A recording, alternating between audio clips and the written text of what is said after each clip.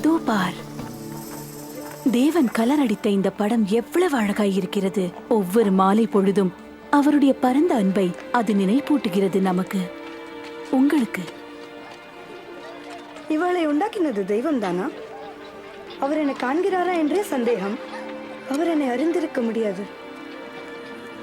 சர்வவல்ல தேவன் பரிசுத்தமாய் இருப்பவனை நேசிக்கலாம், என்னை போன்ற ஒருத்தியை அல்ல.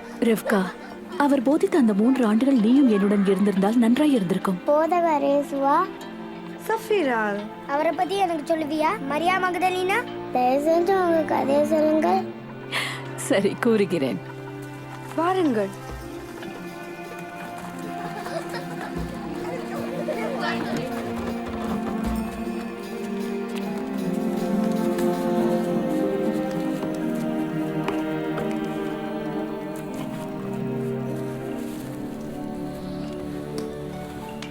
அப்புறம் நான் முதலிலிருந்தே ஆரம்பிக்க வேண்டும். நீ இயேசுவை எப்போ பார்த்த? இல்லை, இயேசுவின் கதை நன்றாக புரிய வேண்டும் என்றால் நாம் ஆரம்பத்திலிருந்தே கேட்க வேண்டும். அவரை குறித்து வேத வாக்கியங்கள் நமக்கு போதிக்கின்றன. ஆதியிலே தேவன் பூமியையும் அதிலுள்ள பசுமை அனைத்தையும், மிருகங்களையும், பறவைகளையும், கடல்வாழ் ஜீவன்களையும் சிருஷ்டித்தார்.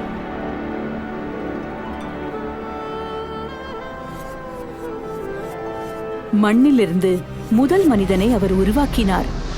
அவன் நாசியிலே அவர் ஜீவ சுவாசத்தை ஊதினார்.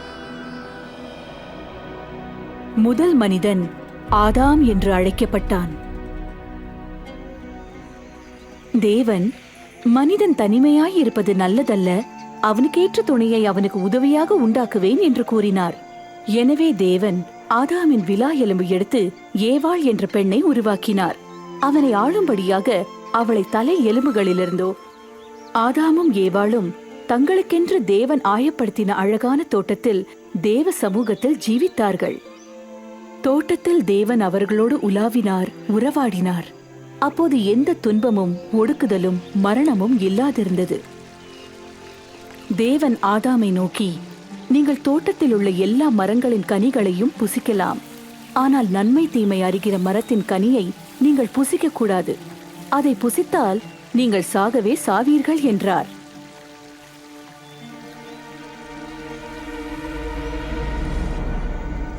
ஆனால் ஒரு நாள் சாத்தான் ஏவாளை சோதித்தான். அவள் அந்த கனியை பறித்து கொஞ்சம் கடித்து புசித்தாள். பின்பு தன்னோடிருந்த தனது கணவருக்கும் அதை கொடுத்தாள். அவனும் புசித்தான்.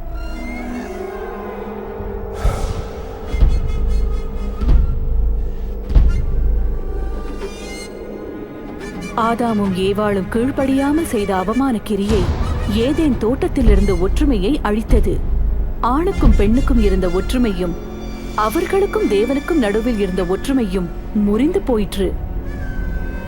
மனிதன் வேதனை நிறைந்த பிழைப்பில் வாழும்படி சபிக்கப்பட்டான். பெண் தனது பிள்ளை பேற்றில் அதிக வேதனை அனுபவிக்கவும், தனது கணவனால் ஆளப்படவும் வேண்டுமென்று சபிக்கப்பட்டாள். ஆனால் தேவன் ஒரு வாக்கு தத்தத்தையும் கொடுத்தார். ஒரு நாள் ஸ்திரீயின் கர்ப்ப பிறப்பில் வருகிற ஒருவர் சர்ப்பத்தின் தலையை நசுக்குவார். வேத வாக்கியங்களில் இரக்கமுள்ள தேவன் தமது சிருஷ்டிப்பை மதித்து அதை பழைய நிலைக்கு கொண்டு வரும் ஒரு திட்டத்தை கூறினார். அந்த திட்டத்தின் ஒரு பகுதியை அவர் ஆபிரகாம் என்ற தீர்க்கதரிசிக்கு வெளிப்படுத்தினார். ஆபிரகாம் தேவனை விசுவாசித்து மதித்து நடந்தான். தேவன் ஆபிரகாமை ஆசீர்வதித்ததுடன் அனைத்து தேசத்தாரையும் அவன் மூலமாக ஆசீர்வதிப்பேன் என்று வாக்கு கொடுத்தார். ஒரு நாள் தேவன் ஆபிரகாமை பரிசோதித்தார். அவர் அவனிடம் பேசி அவனது ஒரே பேரான குமாரனை பலியிடும்படி கூறினார்.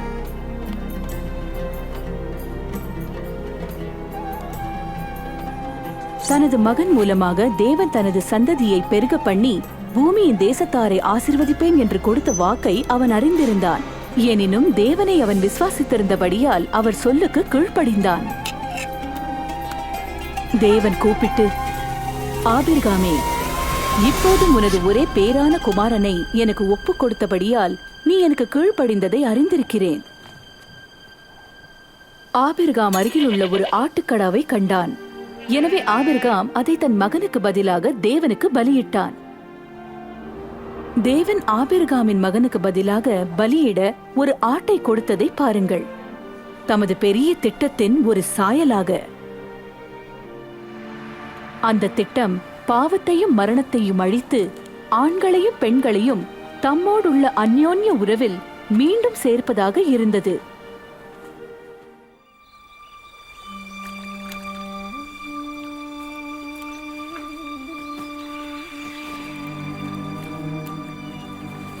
நாசரேத் என்ற ஊரில் ஒரு வாலிப பெண் குடியிருந்தாள். அவள் யோசேப்பு என்ற ஒருவனை திருமணம் செய்ய நியமிக்கப்பட்ட கன்னிகையாக இருந்தாள். அவள் பெயர் மரியாள்.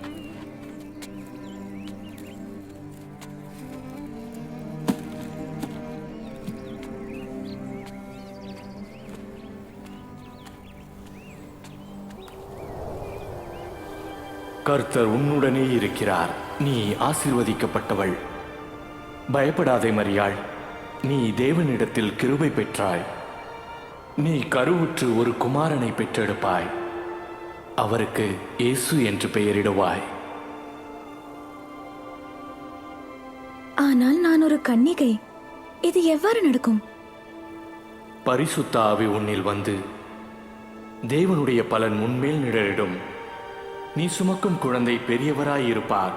அவர் உன்னத தேவனுடைய குமாரன் என்று அழைக்கப்படுவார். எலிசபெத் என்ற உன் இனத்தால் தனது முதிர் வயதில் ஒரு தாயாக போகிறாள். மலடியென அழைக்கப்பட்ட அவளுக்கு இது 6வது மாதம். ஏனெனில் தேவனால் முடியாத காரியம் ஒன்றுமில்லை.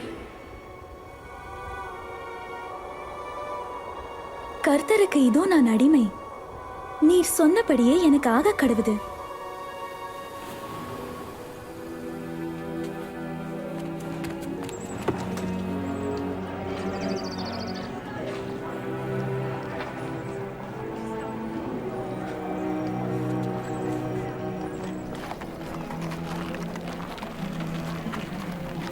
எனவே மரியாள் தனது உறவின் முறையான எலிசபெத்தை சந்திக்கும்படி தீவிரமாக சென்றாள்.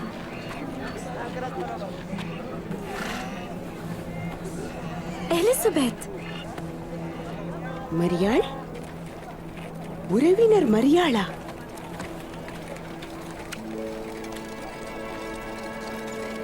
ஓ, அது உண்மை. ஆனால் நீ பெண்களுக்குள் மிகவும் ஆசீர்வதிக்கப்பட்டவள். நீ சுமக்கும் குழந்தையும் ஆசீர்வதிக்கப்பட்டது. இந்த பெரிய காரியம் எனக்கு சம்பவிப்பது ஏன்? என் கர்த்தருடைய தாயார் என்னை சந்திக்கும்படி வந்தாள். உன் வாழ்த்துதலை நான் கேட்டவுடனே எனது குழந்தை எனக்குள் மகிழ்வோடு குதித்தது. மகிழ்ச்சியால் கர்த்தரை பாடி துதிக்கிறேன். என் ரட்சிப்பின் தேவனால் என் இருதயம் களி கூர்ந்தது. அவர் தம்முடைய அடிமையின் தாழ்மையை நோக்கி பார்த்தார்.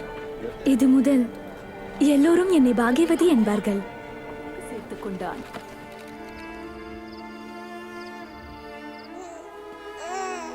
மரியாளுக்கும் யோசேப்புக்கும் பெத்லகேமில் உள்ள தங்களது உறவினர் வீட்டில் இடம் இல்லாததால் மிருகங்கள் தங்கும் குடிலில் இயேசு பிறந்தார்.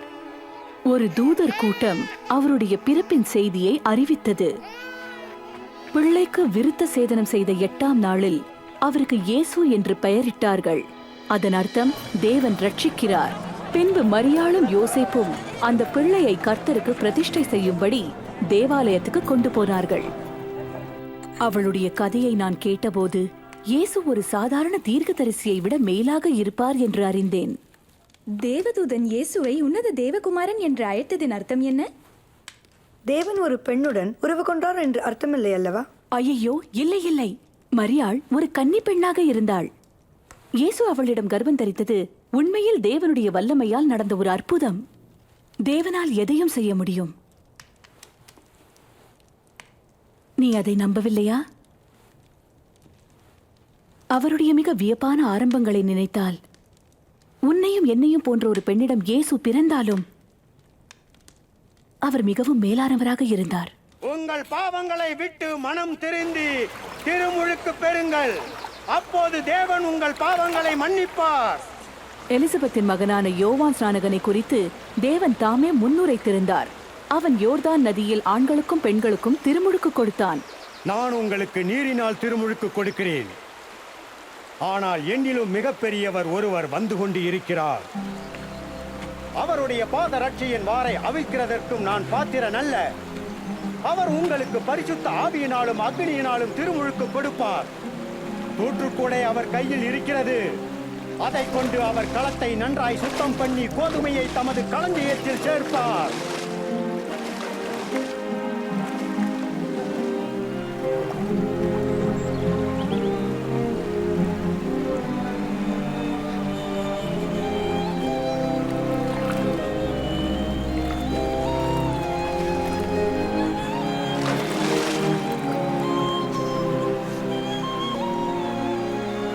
பரிசுத்தாவி இயேசுவின் மேல் புறாவின் வடிவத்தில் வந்து இறங்கியது.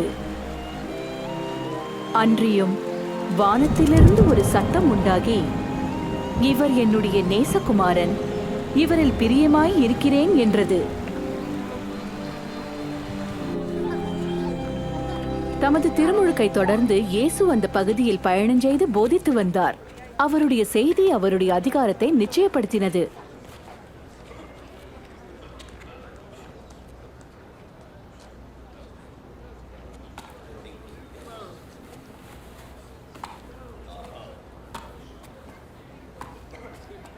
இது மரியாளின் மகன் அல்லவா? ஆம், அவரேதான். பேசாதீர்கள்.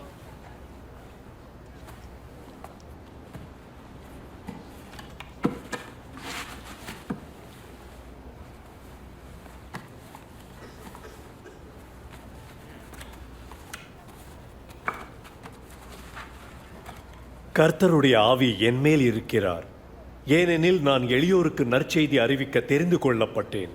சிறைப்பட்டவர்களை விடுதலையாக்கவும் பார்வையற்றோர் பார்வை பெறவும் நான் அனுப்பப்பட்டேன். ஒடுக்கப்பட்டவர்களை விடுதலை செய்யவும் கர்த்தர் தம்முடைய ஜனங்களை ரட்சிக்கும்படி நியமித்த காலத்தை பிரசித்தப்படுத்தவும் என்னை அனுப்பினார். அவர் நன்றாக பேசுகிறார்.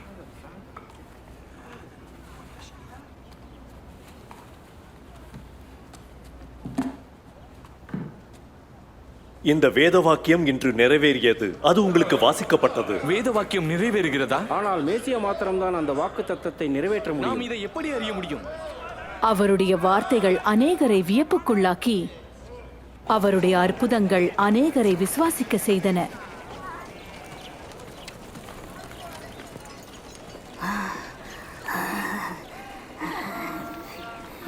அது அவள்தான். அவள் மீண்டும் அங்கே இருக்கிறாள்.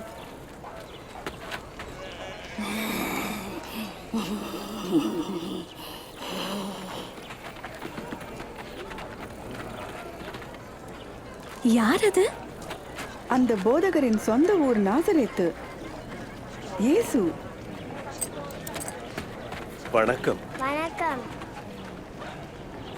திரும்பி போ. நீ இங்கே வர வேண்டிய அவசியம் இல்லை.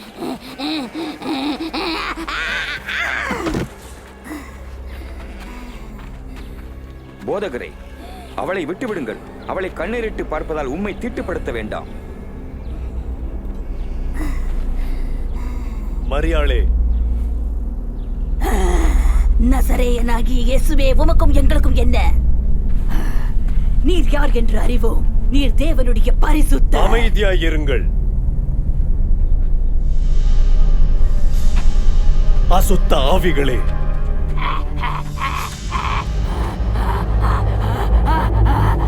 இந்த பெண்ணிடம் இருந்து வெளியே வாருங்கள். அவள் மரித்து போனாள். அவர் அவளை கொன்றுவிட்டார். அவளை தொடப் போகிறார். இல்லை, ஒரு பரிசுத்த மனிதர் இப்படிப்பட்ட காரியம் செய்ய துணிய மாட்டார். மரியாளே, ஆபிரகாமின் குமாரத்தியே,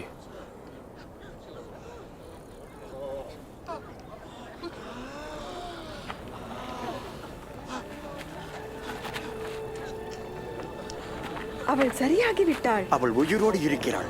அது ஒரு அற்புதம். அந்த மனிதன் யார்? அசுத்த ஆவிகளும் அவருக்கு கீழ்ப்படுகிறது. அது ஒரு அற்புதம். இது ஒரு அற்புதம். அது எப்படி ஆகும்? நன்றி உமக்கு.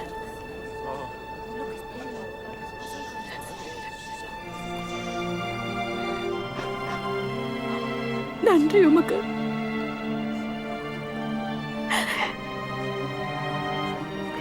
நன்றி உமக்கு. நன்றி உமக்கு.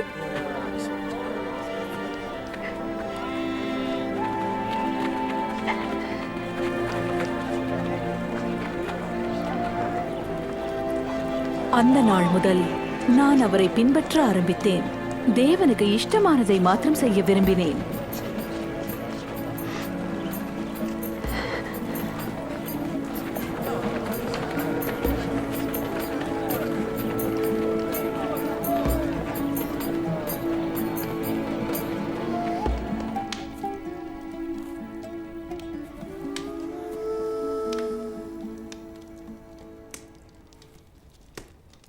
அநேக வருடங்களாக நான் அவமானத்தில் வாழ்ந்தேன். ஆனால் இயேசு என் மரியாதையை மீட்டுத் தந்தார். அவருடைய வல்லமை அந்த பொல்லாத ஆவிகளை என்னிடமிருந்து விரட்டிற்று.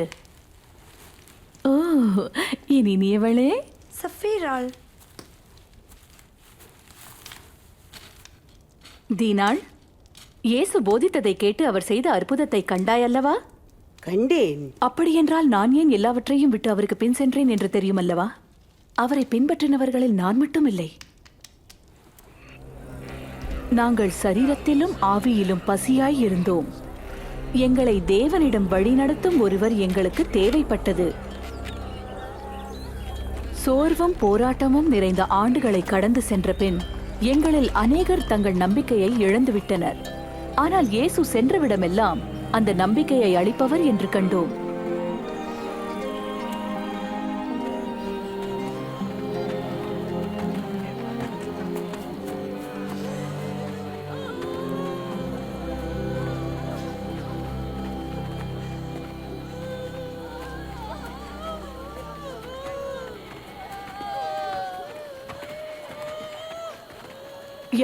யார் அவர்?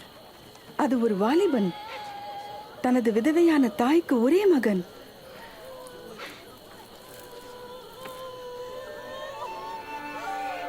வாலிபனே, எழுந்திரு.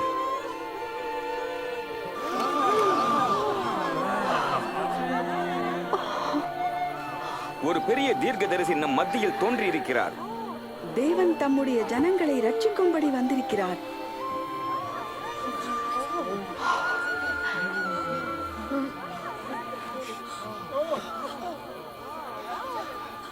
உங்களை நேசிக்கிறவர்களை மாத்திரம் நீங்கள் நேசித்தால் நீங்கள் ஏன் ஆசீர்வாதம் பெற வேண்டும்? பாவிகளும் தங்களை நேசிக்கிறவர்களை நேசிப்பார்களே. உங்களுக்கு நன்மை செய்கிறவர்களுக்கு நீங்கள் நன்மை செய்தால் அதனால் நன்மை நாட வேண்டிய அவசியம் என்ன? பாவிகளும் அப்படியே செய்கிறார்களே. அவளை எப்படி தொடலாம்? அவர் எப்படி அவளிடம் பேசலாம்? அருவருப்பா இருக்கிறது. இல்லை, உங்கள் சத்துருக்களை சிநேகியுங்கள், அவர்களுக்கு நன்மை செய்யுங்கள், திரும்ப கிடைக்கும் என்று எதிர்பாராமல் கொடுங்கள். அப்பொழுது உங்களுக்கு மிகுந்த பலன் கிடைக்கும்.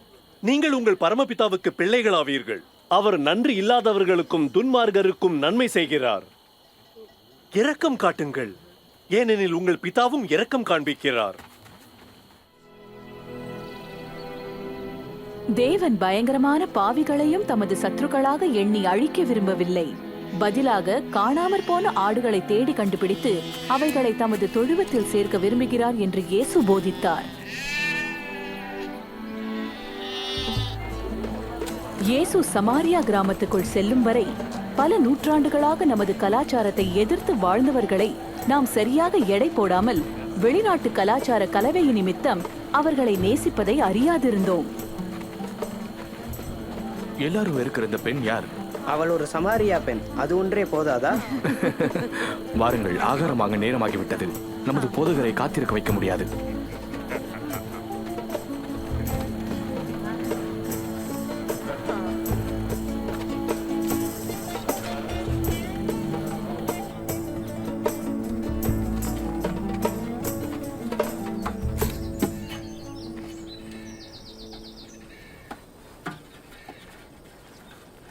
என் தாகத்துக்கு குடிக்க தருகிறாயா?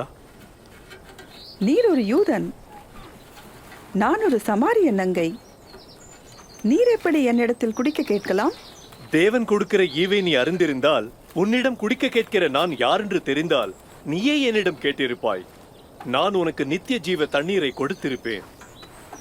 ஐயா, தண்ணீர் இறைக்கும்படி உம்மிடத்தில் ஒன்றுமில்லை. நீரும் ஆழத்தில் இருக்கிறது. நீரை எப்படி எனக்கு கொடுப்பீர்? இந்த கிணறு எங்கள் முற்பிதாவான யாக்கோபு எங்களுக்கு கொடுத்தது. அவரும் அவருடைய பிள்ளைகளும் மந்தைகளும் இங்கு தண்ணீர் குடித்ததுண்டு. அந்த யாக்கோபை காட்டிலும் நீர் பெரியவராக கருத மாட்டீர் அல்லவா? இந்த கிணற்று தண்ணீரை குடிக்கிற யாருக்கும் திரும்பவும் தாகம் ஏற்படும். நான் கொடுக்கிற தண்ணீரை குடிப்பவன் எவனோ அவன் ஒருபோதும் மீண்டும் தாகம் அடைவதில்லை. அது அவர்களுக்குள்ளே இருந்து சுரக்கும் நீரூற்றை போல இருக்கும். அதில் புறப்பட்டு வருவது நித்திய ஜீவன்.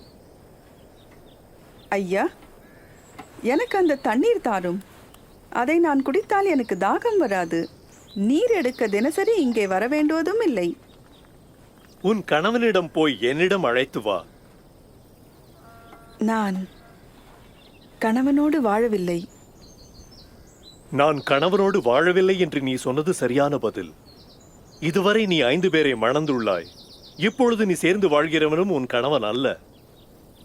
நீ உண்மையையே பேசினாய். ஐயா, நீர் ஒரு தீர்க்கதரிசி என்று காண்கிறேன். எனது சமாரியா முன்னோர்கள் தேவனை இந்த மலையில் வணங்கினார்கள்.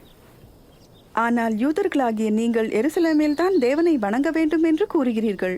நான் சொல்லுகிறதை நம்பு. வருங்காலத்தில் நீங்கள் பிதாவை வணங்கும்படி இந்த மலைக்கோ அல்லது எருசலேமுக்கோ செல்ல வேண்டிய அவசியம் வராது. சமாரியர்களாகிய நீங்கள் யாரை வணங்க வேண்டும் என்று உங்களுக்கே தெரியவில்லை. ஆனால் ஒரு காலம் வருகிறது, இப்பொழுதே வந்துள்ளது. தேவனுடைய ஆவியின் வல்லமை பெற்ற ஜனங்கள் பிதாவை இருக்கிற வண்ணமாக வணங்கி தூய உள்ளத்தோடும் உண்மையோடும் அவரை ஆராதிப்பார்கள். தேவன் ஆவியாயிருக்கிறார். அவருடைய ஆவியின் வல்லமையை கொண்டு மாத்திரம் ஜனங்கள் அவரை இருக்கிற வண்ணமாக ஆராதிப்பார்கள். இவளே அந்த பெண். அவளிடம் என்ன பேசிக் கொண்டிருக்கிறார்? அவள் யார் என்று அவருக்கு தெரியுமா? எனக்கு தெரியும். மேசியா நிச்சயம் வருவார். அவர் வரும்போது எல்லாவற்றையும் எங்களுக்கு எடுத்துச் சொல்லுவார். அவரே நான்.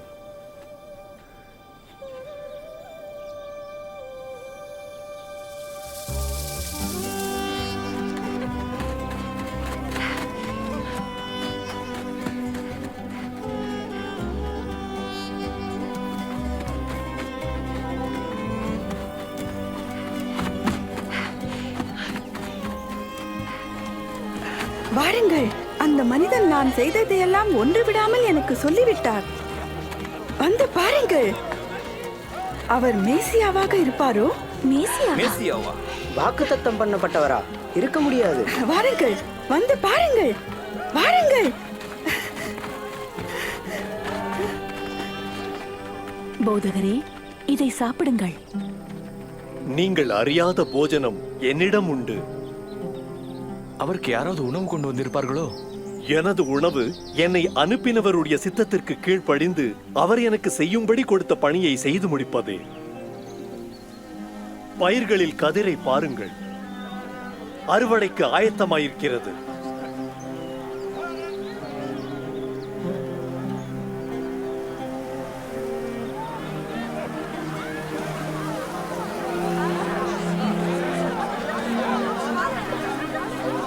எத்தனை பேர் வருகிறார்கள் பாருங்கள். இந்த சமாரியருக்கும் அது நற்செய்தி தானா?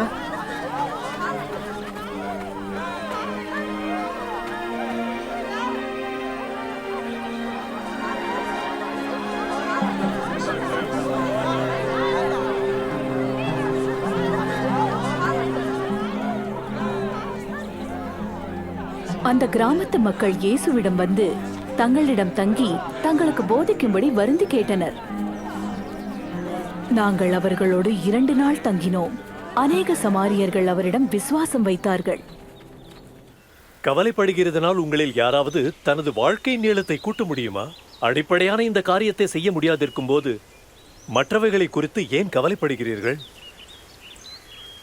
காட்டுப்பூக்களை பாருங்கள், அவைகள் எப்படி வளருகின்றன. அவைகள் உழைப்பதில்லை, நூற்பதில்லை. என்றாலும் சாலமோன் தன் எல்லா மகிமையிலும் அவைகளில் ஒன்றை போலாகிலும் உடுத்தவில்லை.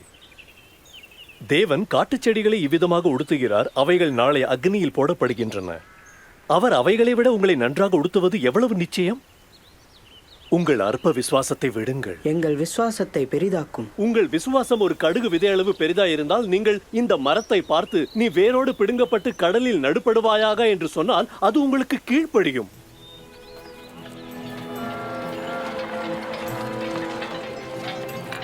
பாவம் செய்ய சோதனை வருவது நிச்சயம்.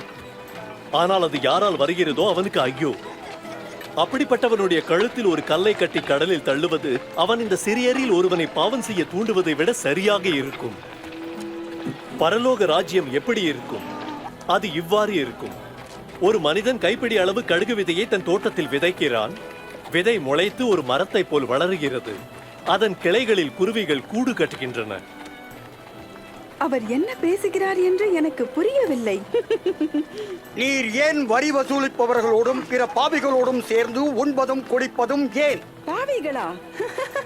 சுகமாய் இருக்கிறவர்கள் வைத்தியர்களிடம் போக வேண்டியதில்லை, நோயாளிகளே செல்ல வேண்டும். நான் சமுதாயத்தில் நல்லவர்கள் மனம் திரும்பும்படி அழைக்க வரவில்லை, பாவிகளையே அழைக்க வந்தேன்.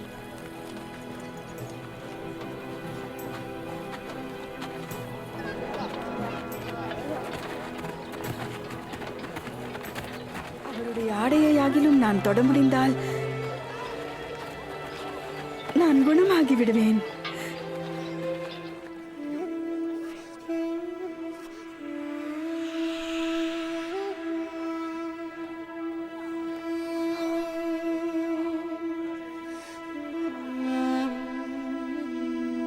யார் என்னை தொட்டது? யாரோ என்னை தொட்டார்கள். என்னிடத்திலிருந்து வல்லமை புறப்பட்டதால் அதை அறிவேன்.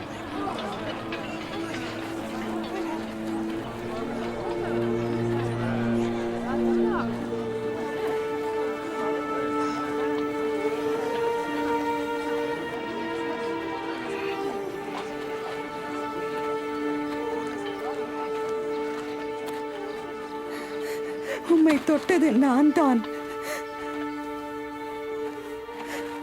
உதிர ஊரலினால் நான் 12 ஆண்டுகளாக கஷ்டப்பட்டுள்ளேன். எல்லாவற்றையும் வைத்தியரிடம் செலவு செய்தேன், பலனளிக்கவில்லை.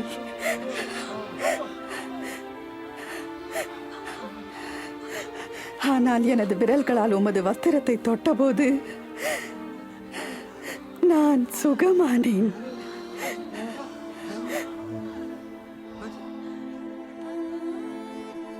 மகளே, உன் விசுவாசம் உனக்கு நலன் தந்தது.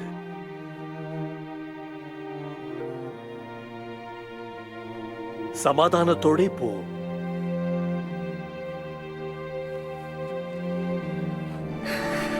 நன்றி உமக்கு.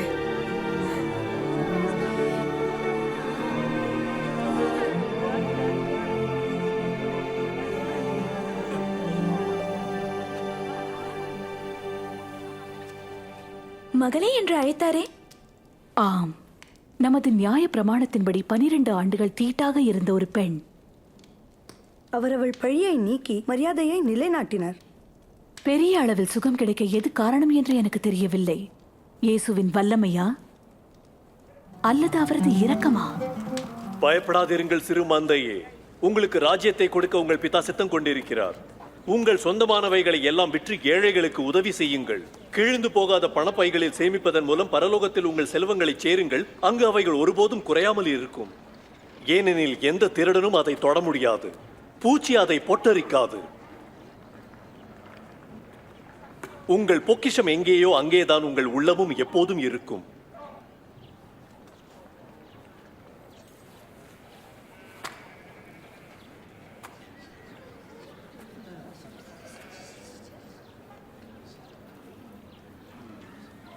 பெண்ணே, நீ உன் வியாதியிலிருந்து விடுதலை பெற்றாய்.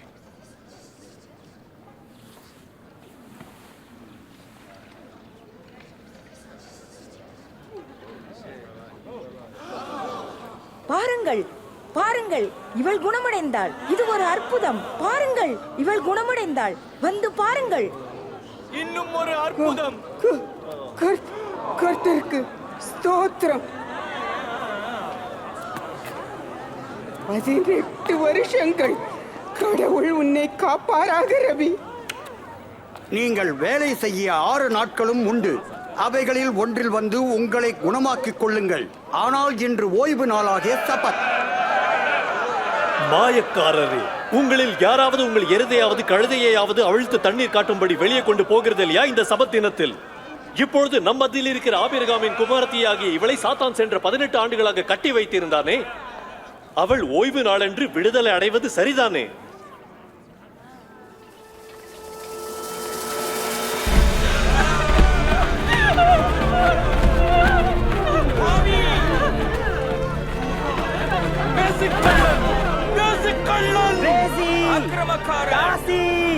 போதகரே, இந்த பெண் வேசித்தனத்தில் கையுங்களவுமாய் அகப்பட்டார். எங்கள் சட்டத்தில் மோசே கட்டளையிட்டபடி இப்படிப்பட்ட பெண் கல்லெறியப்பட்டு சாக வேண்டும்.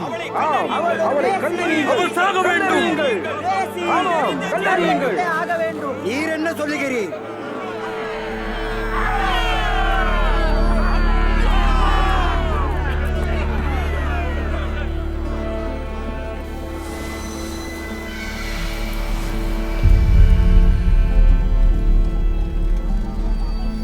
போதகரே, அதை கண்ட இரு சாட்சிகள் இங்கே உள்ளனர்.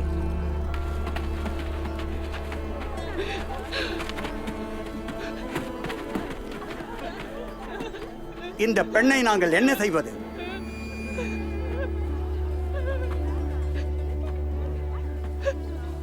உங்கள் நடுவில் பாவம் செய்யாத ஒருவன் இந்த பெண்ணின் மேல் முதல் கல்லை எறியட்டும்.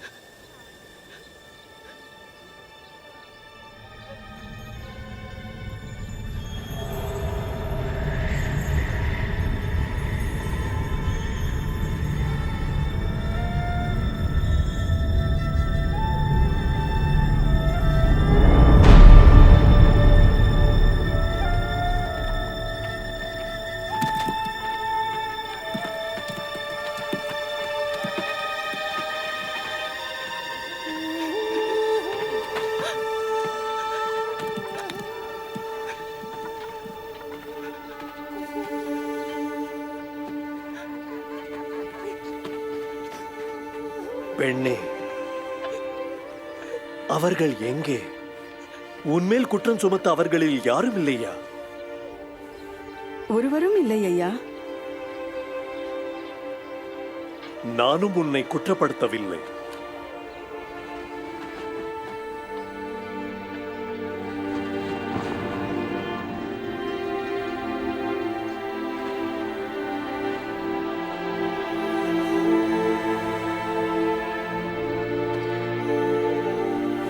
உன் பாவ வழியை விட்டு திருந்தி நட.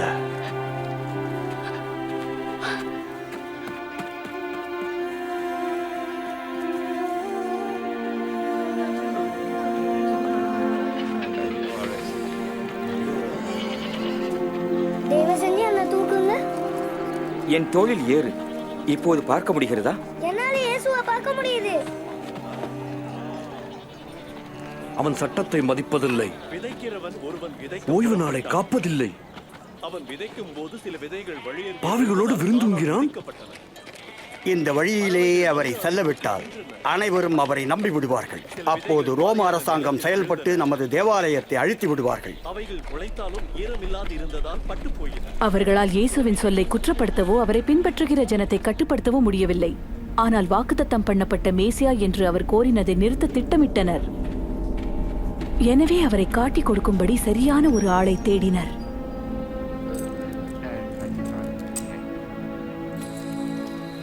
இயேசு அடிக்கடி தமது சீஷர்களை ஜெபிக்கும்படி ஒலிவமலைக்கு அழைத்துச் செல்வதுண்டு. அந்த இரவு அவர் மிகவும் வியாக்குலம் அடைந்ததாக தெரிந்தது.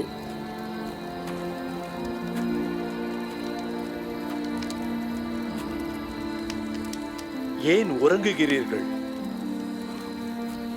எழுந்திருங்கள்.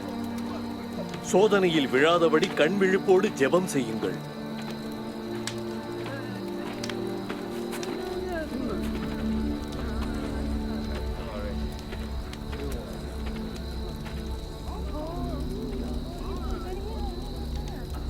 யூதாஸ்,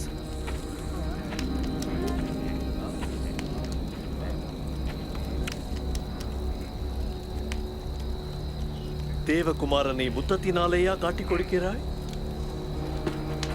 ஆண்டவரே, பட்டயத்தினால் வெட்டலாமா?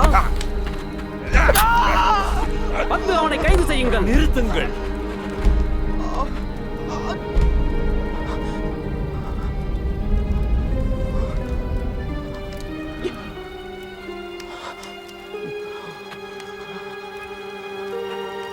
சட்டவிரோதமான ஒருவனை பிடிக்க வருகிறது போல் பட்டயங்களையும் தடிகளையும் எடுத்துக்கொண்டா வர வேண்டும்? தினந்தோறும் நான் தேவாலயத்தில் உங்கள் நடுவில் இருந்தேன், என்னை கைது செய்திருக்கலாமே. ஆனால் இதுவே உங்கள் நேரம். இருளின் அதிகாரம் உங்களை ஆளுகிறது.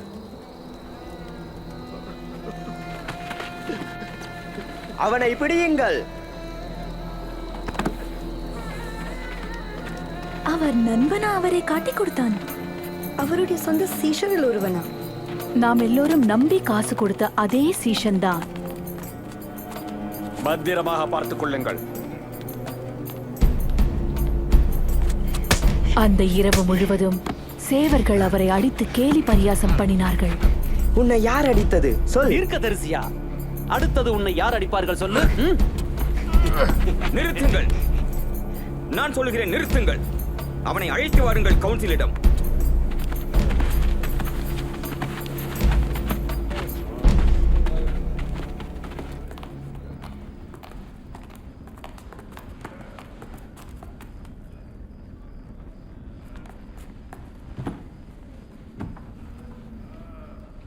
எங்களுக்கு சொல், நீதான் மேசியாவா? நான் பேசினாலும் நீங்கள் நம்ப போகிறதில்லை. நான் உங்களை கேள்வி கேட்டாலும் அதற்கு பதில் கூறவும் மாட்டீர்கள். ஆனால் வெகு சீக்கிரத்தில் தேவகுமாரன் உன்னத தேவனுடைய வலது பாரிசத்தில் உட்காரப் போகிறார். அப்படியானால் நீ தேவனுடைய குமாரனா? நீங்கள் சொல்லுகிறபடி நான் அவர்தான். அவன் தேவதூஷணம் பேசினானே. நமது சாட்சிகளுக்கு அப்படி பேச அவனுக்கு அதிகாரம். அவன் தேவதூஷணத்தை எப்போது கேட்டீர்களே? அவன் பேச நம் காதுகளால் நாம் கேட்டோமே. அவன் குற்றவாளி, அவன் சாக வேண்டும். அவனை பிலாத்துவினிடம் அழைத்துச் செல்வோம். ஆமாம், அவனை அகற்றுங்கள். எனவே அவரை ரோம ஆளுநராகிய பொந்தியோ பிலாத்துவுக்கு முன் நிறுத்தினர். கொடூர ஆளுநரான பிலாத்து அதற்கு முன் ஆயிரக்கணக்கானோரை சிலுவையில் சாகடித்துள்ளார். இங்கே உங்களுக்கு என்ன வேண்டும்? அதுவும் இந்த அதிகாலையில். இவன் எங்கள் ஜனத்தை தவறாக வழிநடத்தும் போது பிடித்தோம். இவன் தேவாலய கடைவீதியில் கலவரம் தூண்டினான். இவனை குற்றவாளியாக கண்டோம். ராயனுக்கு வரி செலுத்த வேண்டாம் என்று பேசினான். தன்னைத்தானே மேசியா என்றான், ராஜா என்றான். ராஜாவா? நீ என்ன யூதருடைய ராஜாவா? நீர் சொல்லுகிறபடியே. எங்களுக்கு சக்கரவர்த்தி தவிர வேறு அரசன் இல்லை. எங்களுக்கு ஒரு சட்டம் உண்டு. அதன்படி அவன் சாக வேண்டும். ஏனென்றால் தன்னை தேவகுமாரன் என்று அழைத்தான்.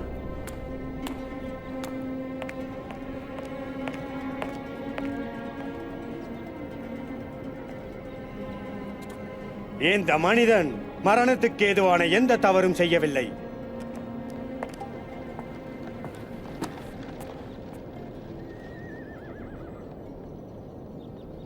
அவனை சாட்டையால் அடித்து வெளியே விட்டு விடுகிறேன்.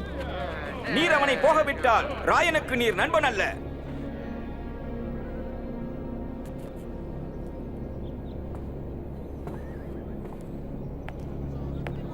அவனை சிலுவையில் அறையும். நீயும் சாட்டையால் அடியுங்கள். தன்னை அரசன் என்று அழைக்கிற யாரும் ராயனுக்கு எதிரி. பிலாத்துவே, ஏன் தாமதம் பண்ணுகிறீர்? அவனை அகற்றுங்கள், கொல்லுங்கள், சிலுவையில் அறையுங்கள். அவர் எந்த பொல்லாப்பும் செய்யவில்லையே.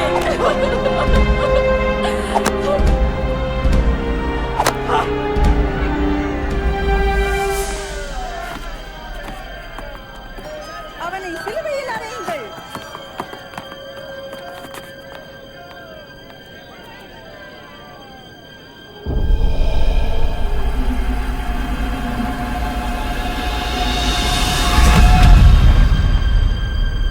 அவனை சிலுவையில் அறையுங்கள். சிலுவையில் அறையுங்கள். பின்னாடி போங்க, எல்லாரும் பின்னாடி போங்க. வழியை விட்டு வாங்குங்க.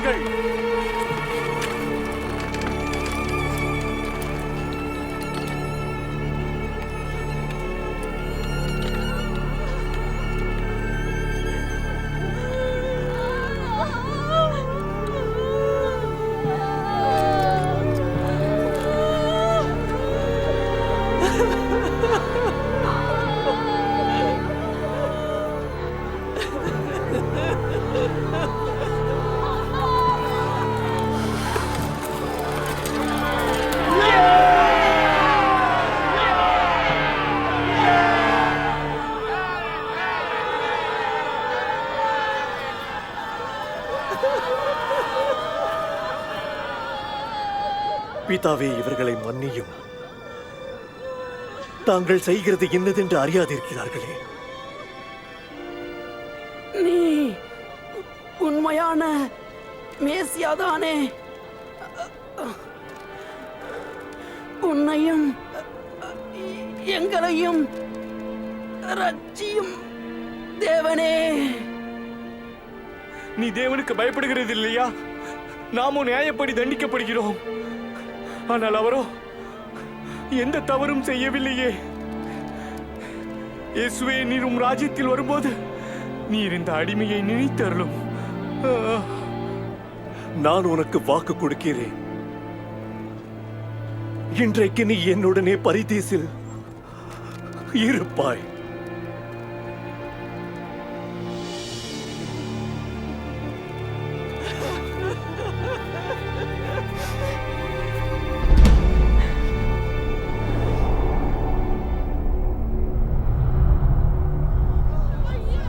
மதிய வேளை. வானம் இருண்டு 3 மணி நேரம் இருள் மூடி இருந்தது.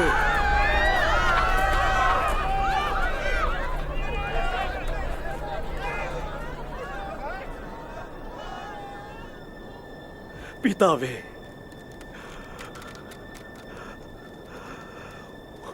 உம்முடைய கைகளில் என் ஆவியை ஒப்புவிக்கிறேன்.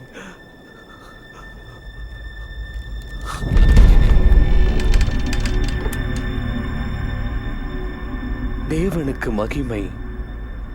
உண்மையில் இவர் நீதிபரனாயிருந்தார்.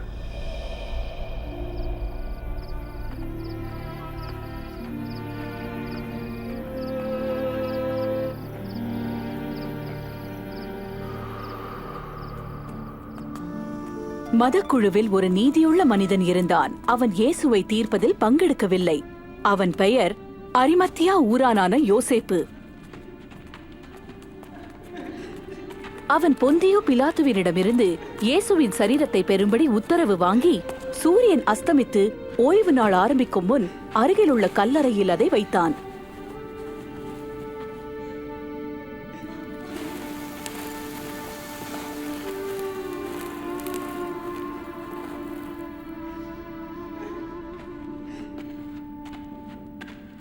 சற்று பொறுத்துக் கொள்ளுங்கள். எங்கள் கர்த்தருடைய சரீரத்தை பின்தொடர்ந்து வருகிறோம். நீங்கள் அனைவருமே வரலாம், ஆனால் வாருங்கள், ஓய்வு நாள் நெருங்கி வருகிறது.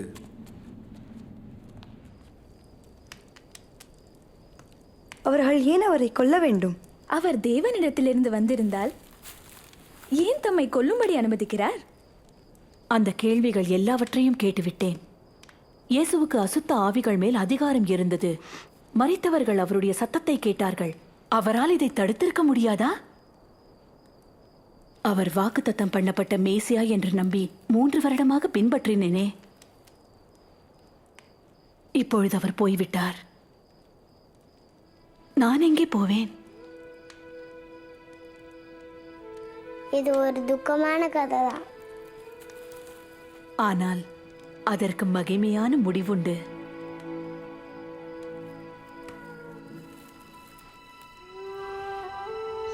இயேசு சிலுவையில் அறையப்பட்டு 3ஆம் நாள் ஞாயிறன்று அதிகாலையில் அவரது சரீரத்தை பாதுகாக்கும்படியாக ஆயத்தம் பண்ணியிருந்த வாசனை திரவியங்களை எடுத்துக்கொண்டு கல்லறைக்கு போனோம்.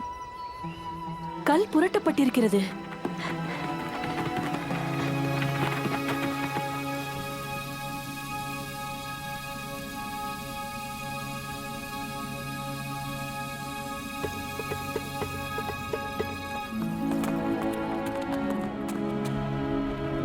பேதுரு, யாக்கோபு, யோவான், கேளுங்கள்.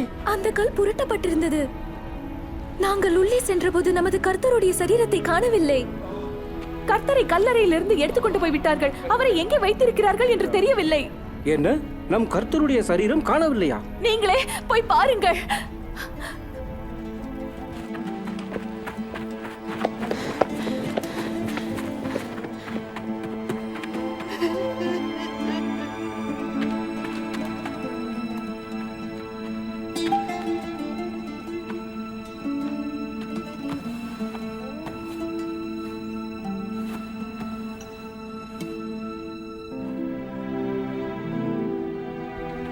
கல்லறையை சோதித்து பார்த்து பேதுரு மற்ற சீஷரிடம் திரும்பி வந்தான். ஆனால் நானோ வெளியே அழுது கொண்டு நின்றிருந்தேன். சேவகர்கள் அவரை எடுத்துக்கொண்டு போயிருக்க வேண்டும், அல்லது பரிசேயர்கள். நாம் நம்பியிருந்தவரை அவர்கள் கொலை செய்தார்கள். அவருடைய சரீரத்தையாவது விட்டு வைத்திருக்கலாமே.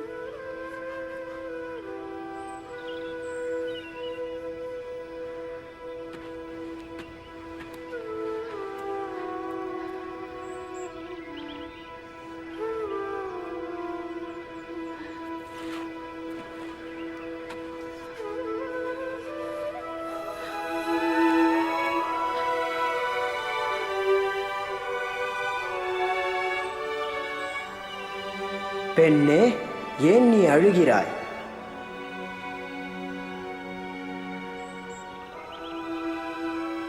என் ஆண்டவரை எடுத்துக்கொண்டு போய்விட்டார்கள். அவரை வைத்த இடம் எனக்கு தெரியவில்லை. பெண்ணே, ஏன் அழுது கொண்டு இருக்கிறாய்? யாரை தேடுகிறாய்? ஐயா, நீர் அவரை எடுத்துக்கொண்டு போனதுண்டானா அவரை வைத்த இடத்தை எனக்கு சொல்லும். அவரை நான் போய் எடுத்துக்கொள்வேன். மரியாளே, போதகரே, என்னை தொடாதே. நான் இன்னும் என் பிதாவினிடத்தில் ஏறி போகவில்லை.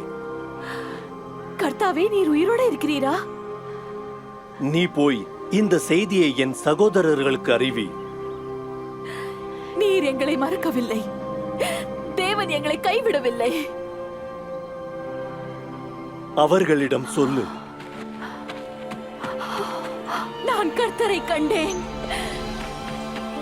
நான் கண்டேன் மேசியாவை. மீண்டும் உயிர் பெற்று விட்டாரா? ஆமாம். எப்படி? மரணம் அவரை பிடித்து வைக்க முடியவில்லை. பின்ன ஏன் அவர் மரிக்க வேண்டும்? மரணத்தை ஜெயிக்க. ஓ, அதை நான் அன்று புரிந்து கொள்ளவில்லை. ஆனால் இயேசு பலமுறை அதற்கு பின்பு எங்களுக்கு தரிசனமானார். மேலும் அவர் எங்களுக்கு போதித்தார். இயேசு வருகிறதற்கு பல 100 ஆண்டுகளுக்கு முன்பே தீர்க்கதரிசிகள் வேத வாக்கியங்களில் மேசியா பாடுபடுவார் என்று முன்னறிவித்திருந்தனர். நம்முடைய மீறுதல்களின் நிமித்தம் அவர் காயப்பட்டு, நம்முடைய அக்கிரமங்களின் நிமித்தம் அவர் நொறுக்கப்பட்டார். நமக்கு சமாதானத்தை தரும் தண்டனை அவர் மேல் இருந்தது. அவருடைய தழும்புகளால் குணமாகிறோம் என்று ஏசாயா எழுதினான். தீர்க்கதரிசியாகிய மோசே அறிவித்தபடி மரத்தில் தூக்கப்படுகிற எவனும் தேவனால் சபிக்கப்பட்டவன். இயேசு சிலுவையில் மரித்தபோது பாவம் மற்றும் மரணமாகிய நமது சாபத்தை, எனது சாபத்தை தம்மேல் ஏற்றுக்கொண்டார்.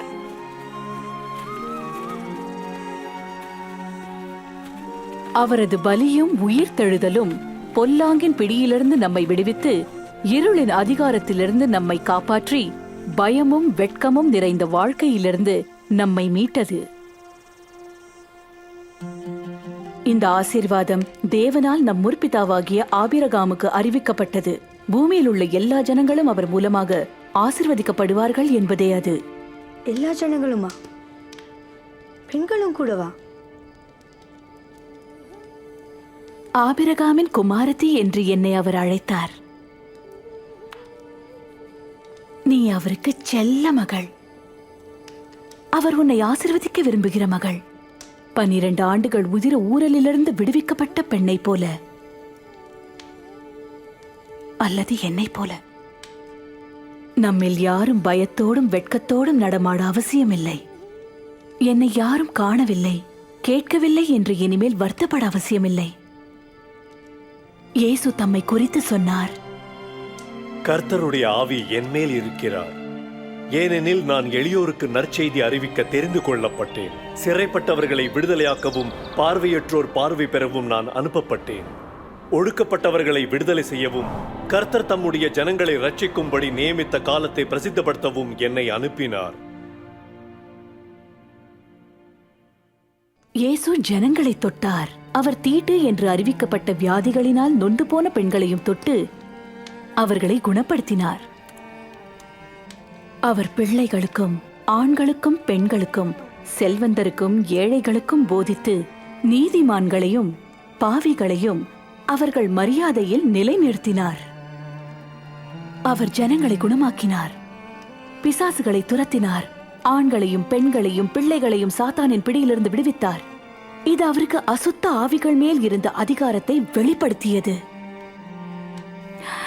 இயேசு குமாரரையும் குமாரத்திகளையும் மரணப்பிடியிலிருந்து மீண்டெடுத்தார். தமக்கு மரணத்தின் மேல் அதிகாரம் உண்டு என்பதை அதன் மூலம் காண்பித்தார்.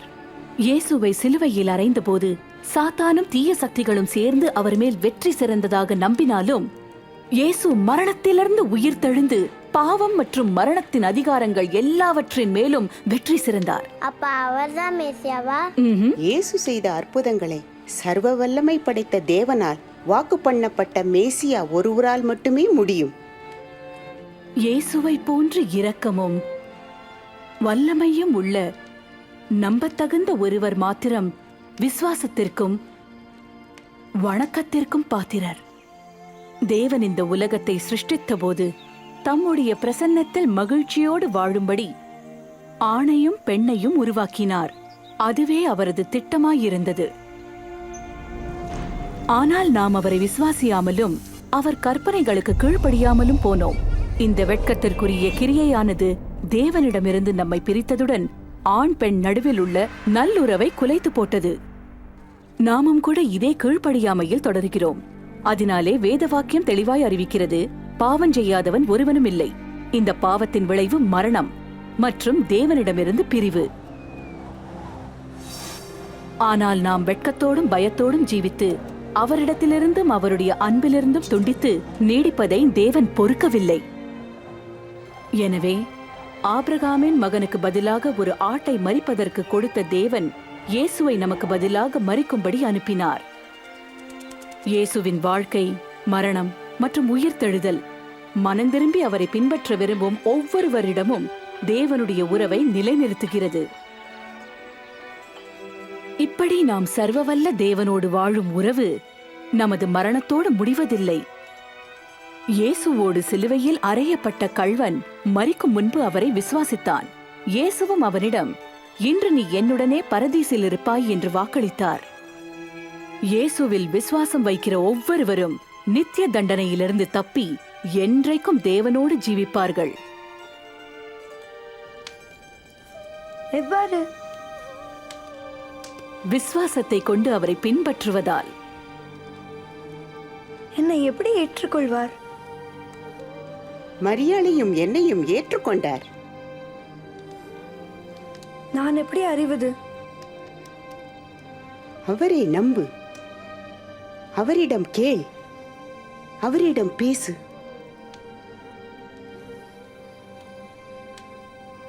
பரலோகத்தில் இருக்கிற என் பிதாவாகிய தேவனே, நீர் பரிசுத்தர், நீதிபரர்.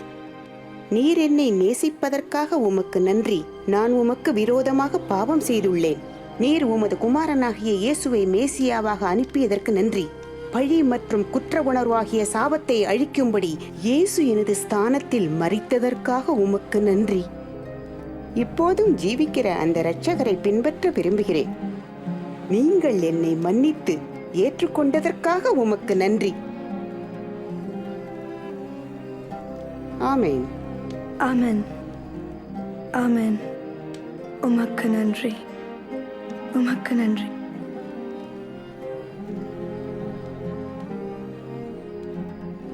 இயேசு சொன்னார், என் ஆடுகள் என் சத்தத்திற்கு செவி கொடுக்கின்றன.